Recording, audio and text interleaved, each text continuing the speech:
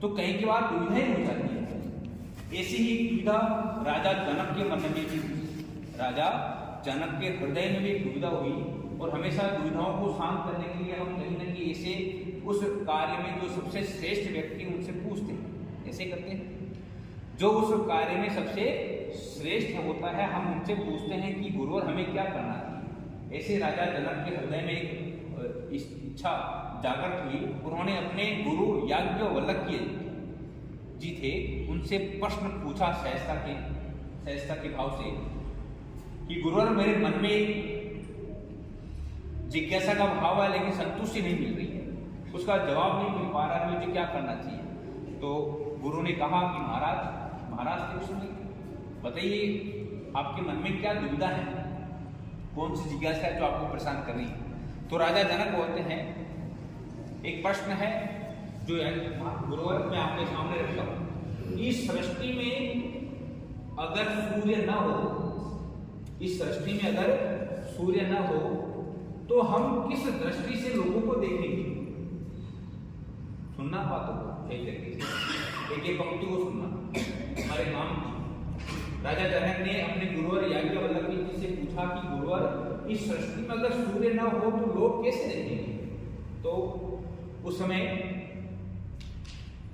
गुरु ने उत्तर दिया, कहा कि अगर सूर्य न हो तो लोग चांद जो है उसकी रोशनी से देखेंगे, चांदन की दृष्टि में चांद की रोशनी से देखेंगे।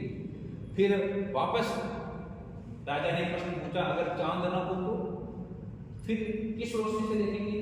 तो गुरु ने बड़े ही सहजता के साथ, क्योंकि गुरु जब प्रश्न का उत्तर देता है तो दिमाग में तनाव नहीं होता, सहजता के साथ उस राजा को संतुष्ट करते हुए कहा कि राजन अगर सूर्य ना हो तो चांद की दृष्टि से देखेगा, चांद की रोशनी से लोग देखेंगे। अगर चांद भी ना हो तो लोग तारे की रोशनी से देखेंगे।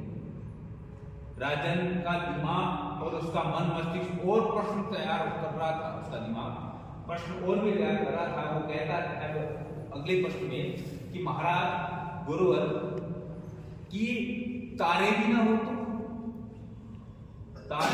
तो उस अंधकार में जो व्यक्ति है किस रोशनी से देखेगा, प्रश्न है। फिर गुरु ने बड़ी सहजता के साथ उत्तर दिया कि राजन अगर ऐसी स्थिति आ जाए जहां सूर्य भी ना हो, जहां चांद भी ना हो और जहां तारे का टिमटिमाना भी ना हो, उसकी रोशनी भी अस्त हो जाए, तो ऐसे समय में व्यक्ति जो है आवाज की दृष्टि से आवाज देकर के उस लोकेशन पे उस जगह जाकर के उसको ढूंढ सकता है, वहां पहुंच जाए। फिर राजन का मन और जो है जिज्ञासावश उत्सुक हो गया कि महाराज गुरुवर कि अगर आवाज भी न दे तो ऐसी स्थिति में जो मनुष्य है अपने रास्ते को कैसे पा सकता है। तो फिर गुरु तो खुद ही होता है, उन्होंने फिर सहजता के साथ कहा कि राजन ऐसी स्थिति आ जाए कि जहां सूर्य भी अस्त हो जाए, जहां चांद भी अस्त हो जाए, जहां तारों का टिमटिमाना भी बंद हो जाए, जहां आवाज भी नहीं हो, चारों ओर अंधकार हो, ऐसी दृष्टि में ऐसी स्थिति में व्यक्ति को आंखें बंद करके अपने अंतरात्मा की ज्योति से उस जिज्ञासा को शांत करना चाहिए। क्योंकि अंतरात्मा की दृष्टि से जो उत्तर निकलता है उसका वो जो उत्तर मिलेगा, वो जो सेंटेंस वाक्य जो निकलेंगे, वो जो वाणी निकलेगी, वो जो मन में हृदय के विचार आएंगे, उसका उत्तर इस सृष्टि में कोई भी नहीं दे सकते। यानी कुल मिलाकर आपके मन, आपका चित्त, आपकी अंतरात्मा ये तय कर सकती है कि कौन सा रास्ता सही है, कौन सा गलत है, किस रास्ते में हमें जाना चाहिए, किस रास्ते में हमें नहीं जाना चाहिए, हमें क्या करना चाहिए, क्या नहीं करना चाहिए। उस अंतरात्मा से कभी पूछना आंखें बंद करके कि मैं महाविद्यालय जा रही हूँ, तो मुझे घर बैठ करके कभी प्रश्न आप अंतरात्मा से क्या करो कि मुझे महाविद्यालय जाना चाहिए या नहीं जाना चाहिए, मुझे पढ़ना चाहिए या नहीं पढ़ना चाहिए, मुझे अपने आगे जीवन के लिए, भावी जीवन के लिए कुछ रणनीति तैयार करनी चाहिए या नहीं करनी चाहिए। इसका उत्तर कहीं नहीं मिलेगा, केवल अपने अंतरात्मा से पूछो। ऐसी स्थिति में जहाँ गार्जियंस मना करेंगे कि ये बुका रहे तो मेरा काम ही करे, लेकिन कहीं की बात अपने माँ बाप भी तरफ हो जाते हैं, उनको पता नहीं रहता कि आपका एम क्या है। उस स्थिति में थोड़ा ये कहा करो कि मेरे लिए अभी जो जीवन, भावी जीवन के निर्माण के लिए अध्ययन अध्यापन बहुत जरूरी है, शिक्षण बहुत जरूरी है। बिना शिक्षण के मेरा जो जीवन है ये रुग्ण हो जाएगा, आपका ये जीवन बीमार सा हो जाएगा। तो ऐसी स्थितियों से बचने के लिए मैं तो ये कहता हूँ कि नियमित रूप से ज्ञानार्जन आपको करना चाहिए, नियमित रूप से अध्ययन करना चाहिए।